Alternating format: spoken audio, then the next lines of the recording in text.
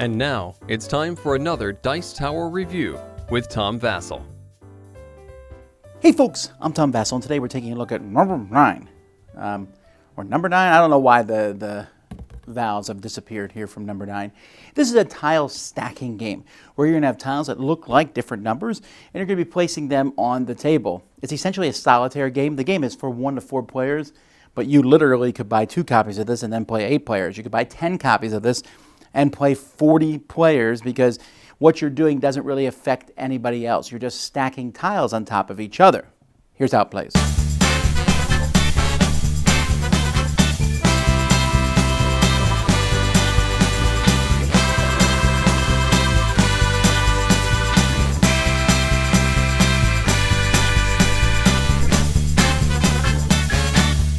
So the game comes with 8 tiles of each number. So here are the 5s, or there are 8 of them. There are 8 of every number. You need basically 2 numbers per player. You also have a deck of cards. It's going to show the different numbers. And the way the game works is each round of the game, you will draw a card. So here I draw a 6. So I put a 6 in front of me. The next person puts a 6 in front of them. You can put the numbers in any orientation that you want, but you just have to have them face up. You can't do something like this. The next number here is a 7. Now what you can do here is they have to touch another tile in place. So maybe I put mine like this, and then this player decides to put his like that. Then we get the next number, a 4. So I'm looking, now I want to put it on the second level, because you want to go up to a higher level, but I really can't right now, because it has to touch at least 2 tiles. You can't just put on top of 1, and you can't have any parts that are overhanging. So maybe I'll put it here on level 1. And this player, on the other hand, can put his on level 2 because it's on 2 different tiles. Nothing is hanging off. So he places like that there. And then let's take a look at the next card. The next card is a number 9. Oh, man. Number 9. Can I do it? I can. I got my number 9 on level 2. And this player can't put his on level 2, so they're stuck putting their number 9 on level 1. Then we have zeros. I'm going to put my 0 on level 1. This player will also put his 0 on level 1. Then we have an 8. All right, I don't think I can get this 8 on level 2, because no matter how I do it, part of it's going to overhang. So unfortunately, I'm going to be stuck putting it down here. Well, this player may be luckier. Let's see if we can pull this off.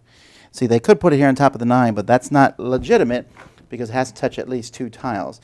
If they put it there, part of it's overhanging. So, yeah, it looks like they can't get the 8 up either. Then we have a 3. Oh, I'm just not having a good day here with these numbers. I don't think I can get the 3 out, so I'm going to stick it right there. This player, though, can put the 3 right here. And, of course, they might want to get to the next level. Now, the bottom level is level 0. The second level, what I've been calling the second level, is technically level 1, etc., etc. You will multiply at the end of the game the number times whatever level it's on. So this player, me, has 9 points right now. This player has 3 plus 4, 7 times 1, 7 points. But if I was able to eventually, ignore it, that's not placed correctly. But if I could get a 6 here, that'd be 6 times 2 to be worth 12 points. And if you get something on a third level, you multiply it by 3. And whoever has the most points wins. You're just going to go through the deck. All the numbers are in here twice. That's how you play. You can play solitaire too if you want.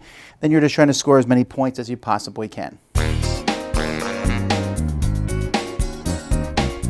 Okay, so I like this game well enough. There's a lot of these tile stacking games that are out there. This is a nice looking one for sure. The 0 through 9, those are really pain in the neck tiles to try to stack on top of each other. I think I wouldn't mind if you were able to flip the tiles. I think that might be more fun to have more ways to put them. Of course, then they wouldn't look like the numbers 1 through 9, and they'd be hard to read, so that's probably why they chose not to do that. Also, the game would take probably twice as long, as you would have twice as many different tiles to put down.